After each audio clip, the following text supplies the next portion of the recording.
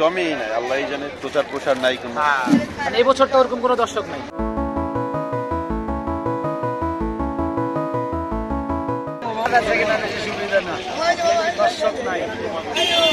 কোথা থেকে আসছেন আপনি? আপনি কি স্থানীয় না? কোথা থেকে আসছেন? ঢাকা থেকে আসছেন এখানে? সবাই ঢাকা থেকে আসছেন। বেচা কিনা কেমন চলতেছে? না, দর্শকই নাই।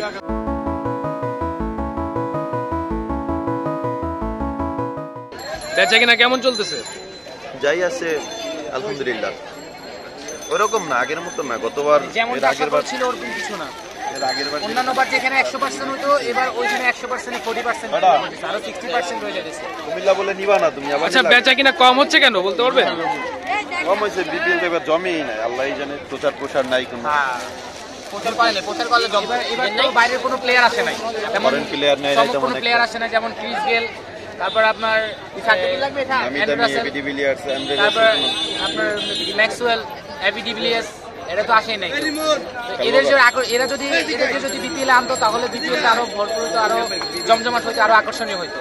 কারণ এদেরকে না আনার কারণে এবছরের বিপিএল তেমনটা আকর্ষণীয় হলো না, আর দর্শকও তেমন এবছর বিপিএল নিয়ে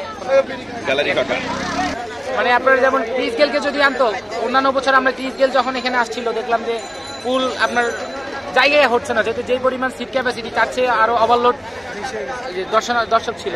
মানে এই বছর তো ওরকম কোনো দর্শক নাই, এই বছর কোনো প্লেয়ারও নাই, ভালো প্লেয়ার নাই। শুধু এইগুলো বিক্রি করতেই আসছেন বিপিএল উপলক্ষে? বেচা কিনা কেমন চলে? নাই।